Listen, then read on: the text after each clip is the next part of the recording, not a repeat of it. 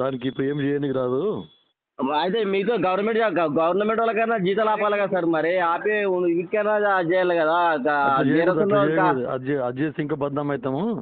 ఇది చేస్తే ఇంకా మంచిగా ఉంది ఇది. అది చేస్తే బద్నాం అవుతాము. ఆ, ఇప్పుడు బోర్లు గీర్లు అవన్నీ ఎక్కడెక్కడ వాటర్ ప్రాబ్లం ఉందో శాంక్షన్ చేస్తున్నారు. ఎప్పుడు నియోజకవర్గంకు 2 కోట్లు ఇస్తున్నారు ఇప్పుడు. ఎప్పుడు ఇప్పుడంటే ఈ రోజా లేకపోతే రేపే ఉండే? ఇక అది గ్యారెంటీ లేదు. ఎవరికి గ్యారంటీ లేదు అసలు దేనికి?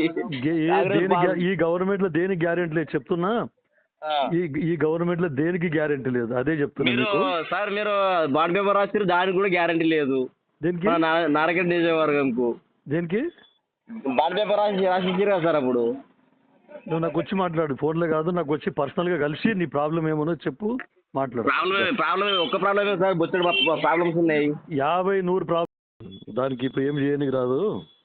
అయితే మీతో గవర్నమెంట్ వాళ్ళకైనా జీతాలు ఆపాలి కదా సార్, మరి ఆపి వీటికైనా చేయాలి కదా. అట్లా చేయకూడదు, అది చేస్తే ఇంకా బద్నాం అవుతాము.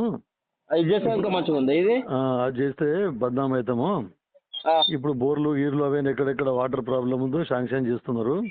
ఎప్పుడు నియోజకవర్గంకు 2 కోట్లు ఇస్తున్నారు ఇప్పుడు. ఎప్పుడు ఇప్పుడంటే ఈ రోజా లేకపోతే రేపే ఉండే? ఇక అది గ్యారెంటీ లేదు.